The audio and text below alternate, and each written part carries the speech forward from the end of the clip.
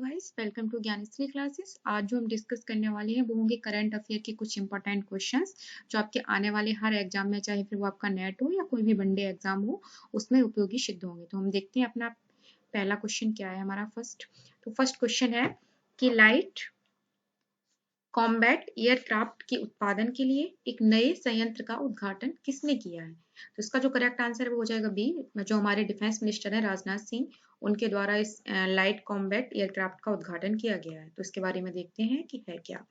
भारत के रक्षा मंत्री Rajnath Singh, defence minister हैं ये हमारे ऑफ इंडिया, राजनाथ सिंह ने लाइट कॉम्बैट एयरक्राफ्ट के उत्पादन के लिए एक नए संयंत्र का उद्घाटन किया है। प्लांट का उद्घाटन किस जगह किया गया है, अगर ये पूछा जाए तो ये बेंगलुरु होगा इसका करेक्ट आंसर। में हिंदुस्तान एरोनॉटिक्स लिमिटेड में किया गया है। ठीक है, तो इसके बारे में जो जानकारी थी वो हमने देख ली है। अभी हम कुछ बात करते हैं HAL तेजस की। तो यह एक भारतीय एकल engine, it is an Indian single engine है। ठीक है, 4th जनरेशन का है and multi role light fighter है। ठीक है, the fighter is designed by the aeronautical development agency और हिंदुस्तान, ठीक है, और हिंदुस्तान एरोनॉटिक्स लिमिटेड के द्वारा इसको डेवलप किया गया। तो ये था तेजस के बारे में कुछ जानकारी। तेजस बहुत ही न्यूज में भी रहता है। और हम देखते हैं अपना नेक्स्ट क्वेश्चन क्या है बजट 2021 में। ठीक है, in budget 2021 how much amount has been allocated for deep ocean mission. इसका जो करेक्ट आंसर हो जाएगा वो सी। अभी क्या हुआ है, हमारी जो वित्त मंत्री है निर्मला सीतारमन, इन्होंने बजट पेश किया था और इसमें जो 4,000 करोड़ रुपए डीप ओशन मिशन को देने की बात की गई है। तो अगर हम डीप ओशन मिशन के बारे में बात करें, ये क्या है देखिए, धरातल पे जितने भी, यानी कि ये है हमारा भारत मान लो, तो इसमें जितने भी धरातल पे रिसोर्सेज अवेलेबल थे उनका तो हम यूज कर चुके हैं।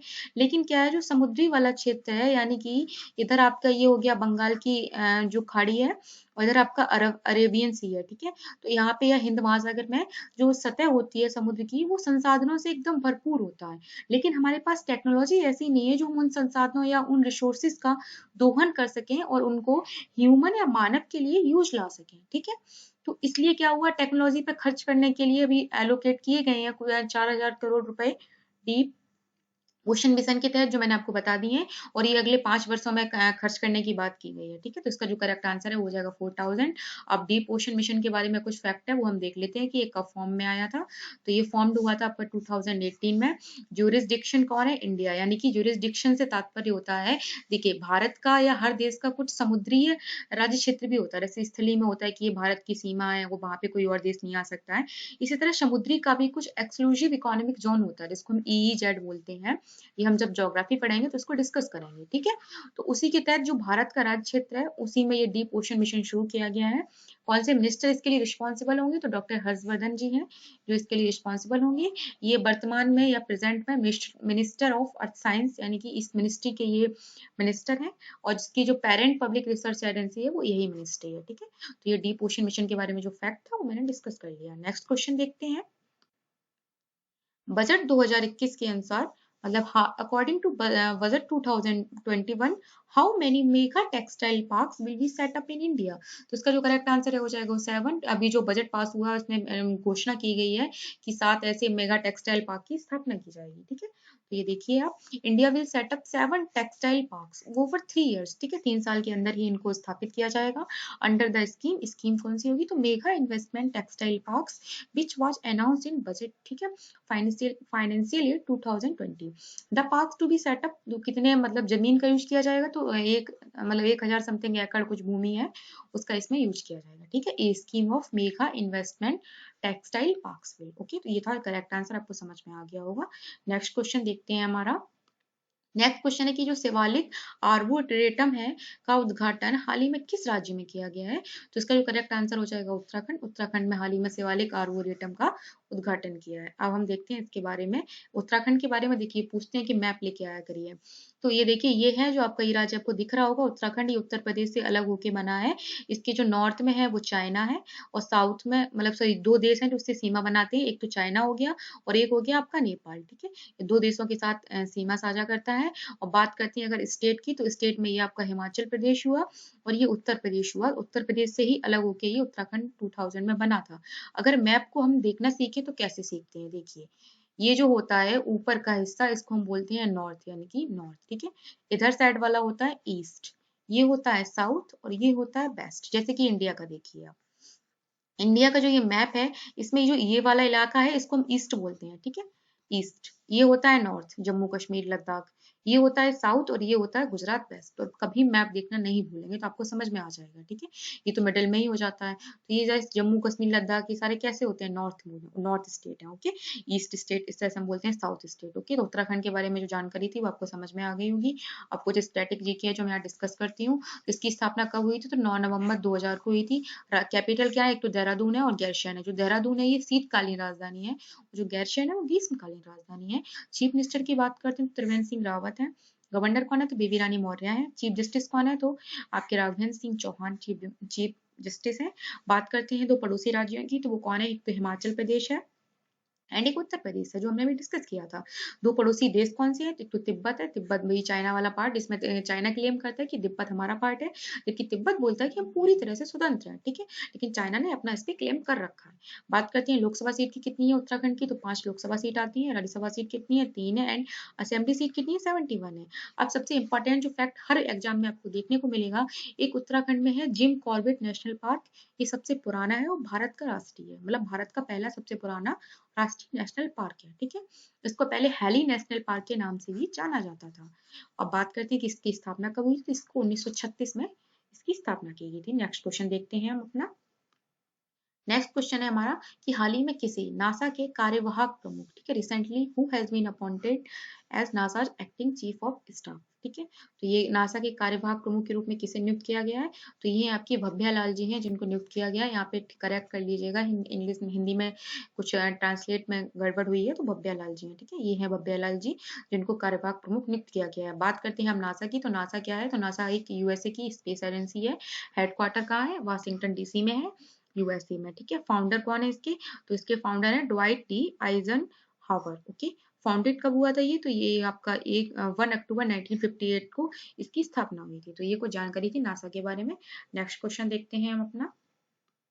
नेक्स्ट क्वेश्चन है हमारा बहुत इंपॉर्टेंट कि वेटलैंड संरक्षण और प्रबंधन, ठीक है, where will the dedicated centre for wetland conservation and management be set up, ठीक है। तो समर्पित केंद्र कहाँ स्थापित किया जाएगा, तो इसका जो करेक्ट आंसर है हो जाएगा आपका चेन्नई में। चेन्नई में ही वेटलैंड को लेके एक संरक्षण केंद्र बनाया जा रहा है। तो वेटलैंड के बारे में सबसे पहले हम देखते हैं कि होता क्या है। तो देखिए आपको यहाँ पे दिख रहा होगा, ये कुछ ऐसा क्षेत्र होता है वेटलैंड या ऐसा कुछ एरिया होता है। आपको यहाँ पे पानी दिख रहा होगा, ठीक है। तो ये पानी, इधर भी पानी, और यहाँ पे कुछ इस तरह से मतलब घास उगी आपको दिखाई पड़ रही होगी। तो ऐसा क्षेत्र जो स्थल और पानी या जलीय क्षेत्र को मिलाने का काम करता हो, ठीक है।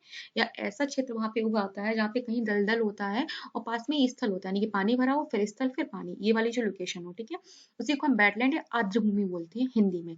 अगर क्या हुआ कि जितने भी हमारे वर्ल्ड में या बहुत सारी वेटलैंड है, ठीक है, फिर उनकी जब संरक्षण का सवाल उठा कि उनको संरक्षित करना पड़ेगा वरना वो इस तरह से इंडेंजर्ड हो जाएंगी, तो उसी को लेके क्या होता है कि रामसर कन्वेंशन होता है, ठीक है। रामसर कन्वेंशन आपने नाम सुना होगा। तो ये कब होता है, तो ये होता है आपका 1971 में। और कहाँ पे होता है, तो ये ईरान का एक शहर होता है रामसर, उसी के नाम पे इसका नाम रामसर कन्वेंशन पड़ जाता है। एक क्वेश्चन और कि हम 2 फरवरी को अपना आर्द्र भूमि दिवस या वेटलैंड डे मनाते हैं। ये क्वेश्चन मैंने आपको एक फैक्ट बता दिया, ठीक है। अगर हम इंडिया की बात करते हैं तो इंडिया में वर्तमान में कितने वेटलैंड हैं, तो India has 42 wetlands of international important है, याद रखना है 42 वेटलैंड है, हर एग्जाम में आपको पूछा जा सकता है। लास्ट कौन सी है, तो लास्ट में अभी आपका लद्दाख में एक झील है उसको शामिल किया गया है। जो जानकारी थी वो मैंने बता दी है यहाँ पे, अब देख लीजिए कुछ मैं लेके आई हूँ डिस्कस में। वेटलैंड संरक्षण और प्रबंधन के लिए समर्पित केंद्र की स्थापना राष्ट्रीय तटीय पर्यावरण प्रबंधन केंद्र चेन्नई में की गई है, जो पर्यावरण वन और जलवायु परिवर्तन मंत्रालय के अधीन एक संस्था है। नेक्स्ट क्वेश्चन देखते हैं। केरल लुक्स अहेड वैश्विक सम्मेलन का उद्घाटन किसने किया है, ठीक है। तो इसका जो करेक्ट आंसर हो जाएगा वो डी हो जाएगा, जो वहाँ के सीएम है पिनराई विजयन, उनके द्वारा इसका उद्घाटन किया गया। ये है पिनराई विजयन जिन्होंने केरल लुक्स अहेड का उद्घाटन किया है। बात करें केरल की, तो यह केरल राज्य सरकार के अधीन एक सलाहकार बोर्ड है, Kerala state planning board. Board का गठन वर्ष 1967 में किया गया था, मुख्यमंत्री यहाँ के अध्यक्ष होते हैं, ठीक है। अब नेक्स्ट क्वेश्चन देखते हैं अपना। नेक्स्ट क्वेश्चन है हमारा, किस राज्य ने आईटी पैटेंट के लिए बोली लगाने के लिए अभिनव स्टार्टअप को वित्तीय सहायता प्रदान करने के लिए एक योजना शुरू की है। तो इसका जो करेक्ट आंसर है वो जाएगा आपका B, Maharashtra is the correct answer. Maharashtra ने हाल ही में क्या किया है, देखिए जो महाराष्ट्र के सीएम है उद्धव ठाकरे जी, उनके द्वारा ये लॉन्च किया गया है। तो महाराष्ट्र के मुख्यमंत्री ने महाराष्ट्र में स्टार्टअप पारिस्थितिक तंत्र यानी कि the chief minister of Maharashtra has launched a scheme to boost the startup ecosystem in Maharashtra. ठीक है, तो ये इंपॉर्टेंट हो जाता है, अभिनव स्कीम के तहत इसको किया गया है। अब इसके बारे में कुछ जानकारी हम हासिल कर लेते हैं। ये है हमारा महाराष्ट्र। ठीक है, बात करते हैं कि ये किस किस राज्य के साथ सीमा साझा करता है। तो ये देखिए गुजरात के साथ सीमा साझा कर रहा है, मध्य प्रदेश के साथ साझा कर रहा है, और ये आपका छत्तीसगढ़ के साथ, और नीचे आपका तेलंगाना हुआ और ये कर्नाटक हुआ। तो इन देशों के साथ ये सीमा साझा करता है। कुछ और जानकारी है उसके बारे में लेते हैं जो मैं लेके आई हूँ यहाँ पे, कि गठन कब हुआ था। तो 1 मई 1960 को इसका गठन हुआ था। कैपिटल मुंबई में है। 36 जिले हैं। राज्यपाल कौन है इस टाइम पे, गवर्नर कौन है, तो भगत सिंह कोश्यारी जी यहाँ के गवर्नर है। चीफ मिनिस्टर कौन है, उद्धव ठाकरे जी हैं। बात करें विधानमंडल में कितनी सीटें हैं, तो 288 सीटें हैं, और परिषद में कितनी, 78 है। राज्यसभा में 19 सीटें और लोकसभा में 48 सीटें हैं। तो ये था कुछ जानकारी। हम देखते हैं अपना नेक्स्ट क्वेश्चन।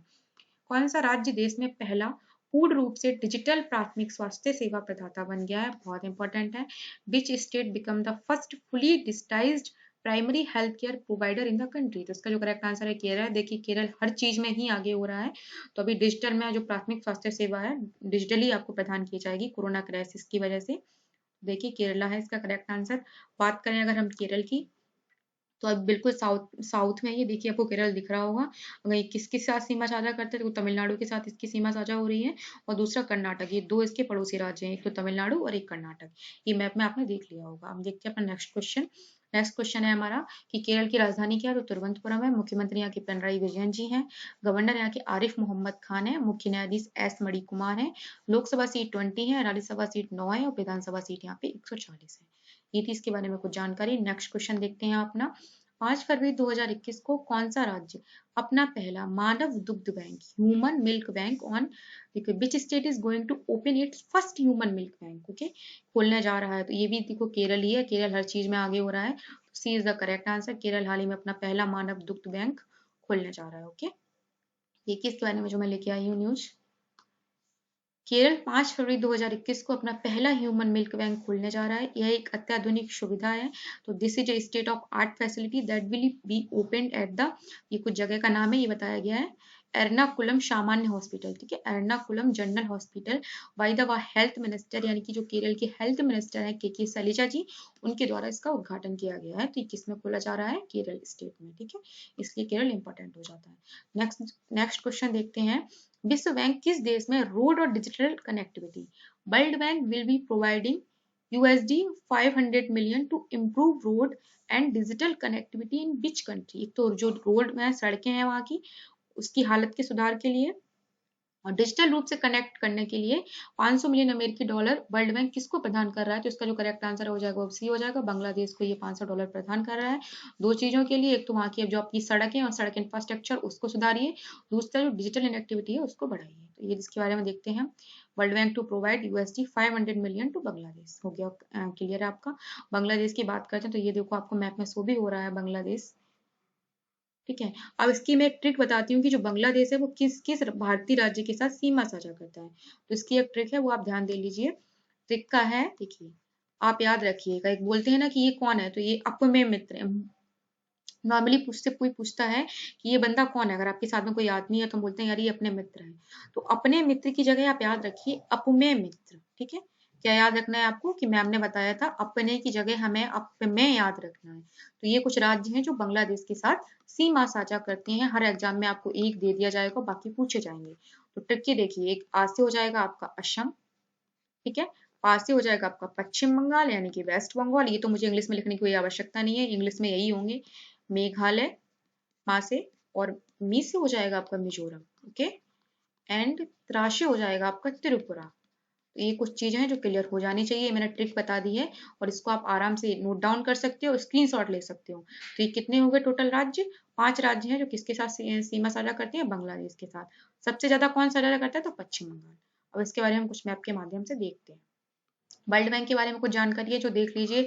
आप लोग बोलते हो कि इंटरनेशनल ऑर्गेनाइजेशन का, तो वही है। देखिए मोटो क्या है, तो मोटो है एक विश्व मुक्त गरीबी के लिए काम करना, working for a world free of poverty, यानी कि इस समय विश्व से गरीबी को एक तरह से समाप्त कर देना, मुक्त कर देना। अगर बात करते हैं फॉर्मेशन की, तो इसका जो फॉर्मेशन हुआ था वो हुआ था आपको जुलाई 1944 में।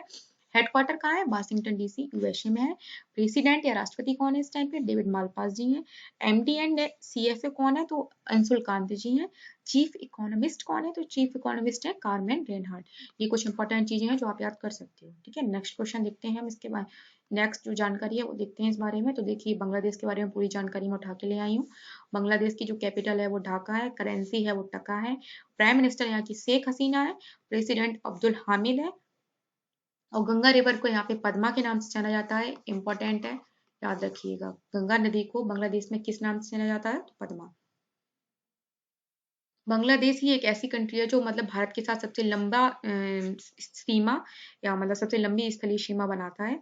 इट्स लेंथ से, और लेंथ कितनी है, तो अभी 4096 किलोमीटर की, ठीक है। Bangladesh touches the boundaries of 5 state of India, west Bengal, Assam, Meghalaya, Tripura and Mizoram. इसकी तो मैंने ट्रिक बताई थी, अपमेय मित्र। क्या ट्रिक आपको याद रखनी है, अपमेय मित्र, जो मैंने बताई थी उसके माध्यम से आप कभी नहीं भूलोगे। किसी भी अपने अगर फ्रेंड को आप इंट्रोड्यूस कराते हो तो क्या बोलते हो कि ये मेरे अपने मित्र हैं, यानी कि ये मेरा अपना फ्रेंड है यार। तो वो उसी चीज को अपने मित्र बस माँ याद रखना है वहां पे, और आपको पांचों जो स्टेट है वो याद हो जाएंगी। ये कुछ ट्रिक थी जो मैंने यहाँ पे आपको बताने की कोशिश की है। नेक्स्ट क्वेश्चन देखिए हमारा, क्वेश्चन नंबर 12।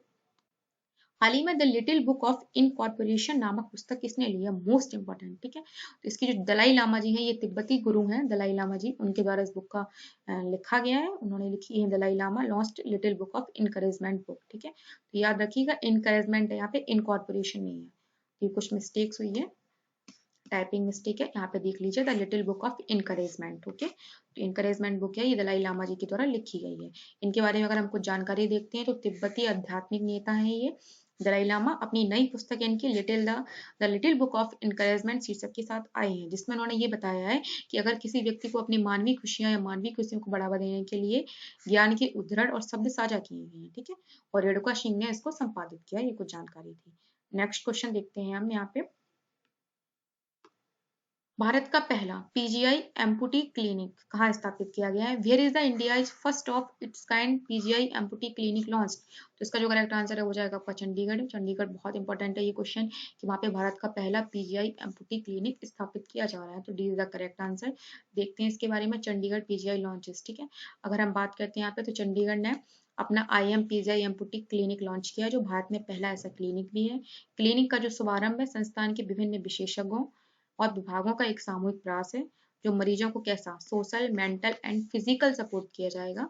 तो ये था इसके बारे में कुछ जानकारी। नेक्स्ट क्वेश्चन देखते हैं।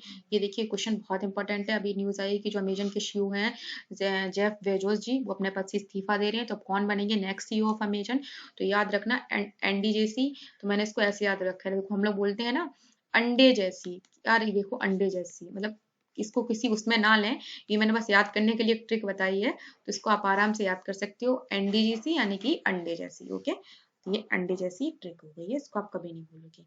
ये है अंडे जैसी, अंडे जैसी नहीं अंडे जैसी। नेक्स्ट क्वेश्चन है हमारा, कि हाल ही में किस देश ने मिस्र में आयोजित विश्व हैंडबॉल चैंपियनशिप का खिताब जीता है। तो ये जीता है आपका डेनमार्क के द्वारा, इस खिताब को जीता गया है। तो C is the correct answer. Recently which country has won the title of world handball championship held in Egypt. कहाँ पे हुई थी, इजिप्ट में हुई थी। जीता किसने, डेनमार्क ने, ओके।